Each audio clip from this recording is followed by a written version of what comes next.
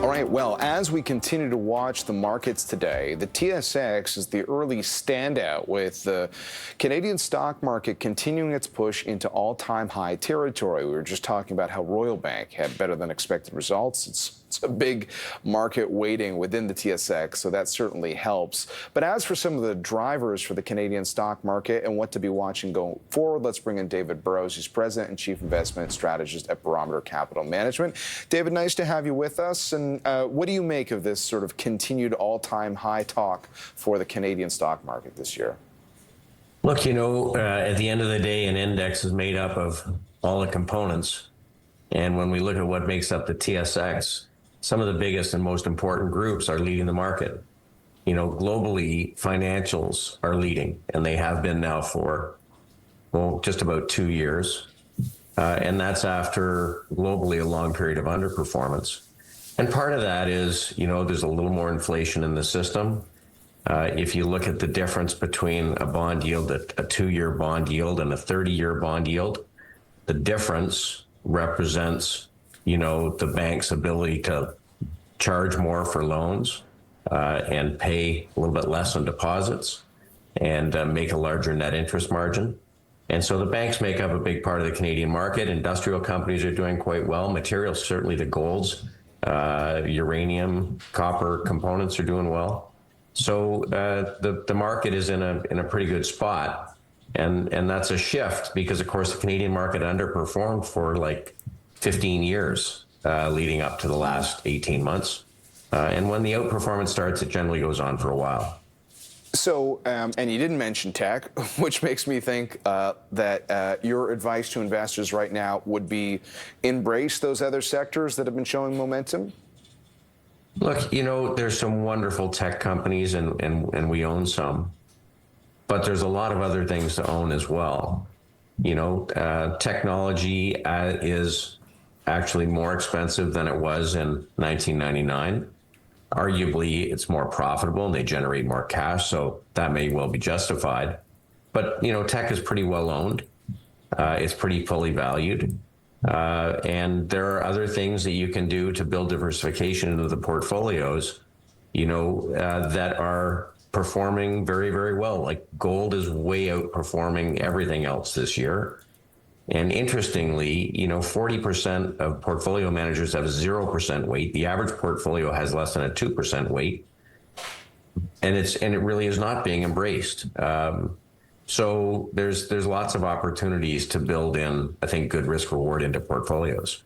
I want to get a little deeper, David, just because we have these big themes that come up, like inflation, and inflation is a consideration when it comes to what happens with things like interest rates. But if we ultimately are in an environment where inflation is going to be a nag for the foreseeable future, it's hard not to think that that builds a case for stock market exposure to try to outperform the inflation monster. What do you think are the best ways to position around that particular issue? Yeah. So look, it's important for investors from time to time to recognize when there's been a big shift taking place. And we've been through 40 years of falling interest rates and, disinflation, and we're in a more inflationary environment today. And so the things that benefit in inflation are really different than the things that benefit during a disinflationary period.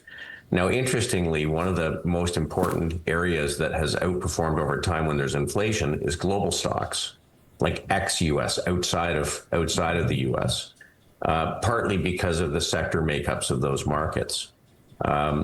When global stocks underperform like they did from 2010 through 2024, 14 years, when they ultimately start to outperform, it tends to go on for years. Now, we've just moved into this more inflationary world, and global stocks have started to outperform. It only matters when the markets take notice.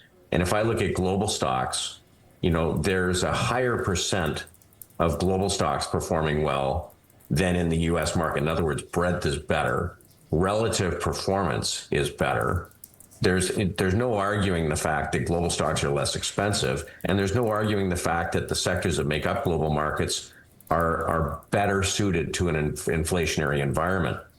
So, we think one of the most important things to do is to target, global stocks outside the U.S., which are relatively underowned. And then the second thing is dividend growth. Companies that have a lot of cash flow, that have an ability to raise their dividend every year, which means you're going to get a rising stream of income to offset what can be a rising cost of living.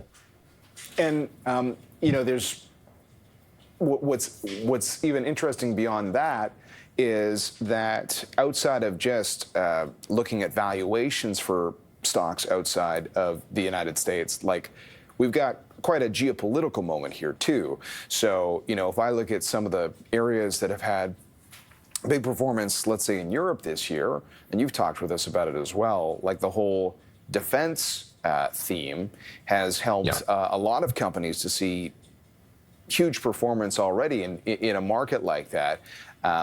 So when you're thinking about ex-U.S. exposure, do you like to get as specific as this sector or that sector, or is it really just more about just looking at your portfolio and seeing which indexes around the world I've got access to in my portfolio? Right. I mean, there's a number of ways to do this. You can use the ETFs, either broad-based like VEU, which is all world ex-US stocks. There's about 895 companies. You can get specific to regions, but frankly, Europe is performing well, Asia is performing well, Latin America is performing well. They're all doing well. We get into single stocks. We own Santander, which is a great global bank that trades at a significant discount to the big bulge bracket U.S. banks. We own Embraer, which is an industrial company, Brazilian industrial company. Makes jets. We own Sea Limited, which is digital media and e-commerce in Southeast Asia and South America. So there's a number of ways to do it. The thing that is clear, though, is that almost all global funds are 60 to 70% U.S. stocks. So you really have to look at what you're buying. We built a global fund that's all ex-U.S. And I think that, this is something that's important because we all have a lot already of the Magnificent Seven, and they've been great. But there's just other things to do. And, as you're saying all that, I'm thinking about the currency factor. We don't talk about it as much, but if we're going global, and certainly, going international, because a lot of Canadians invest in U.S. stocks as well. How does the U.S. dollar fit into this story? If people are maybe looking at other markets, that's probably a consideration for the dollar itself. But how should you think about this as a Canadian investor? Yeah, the currency is actually a really big part of it.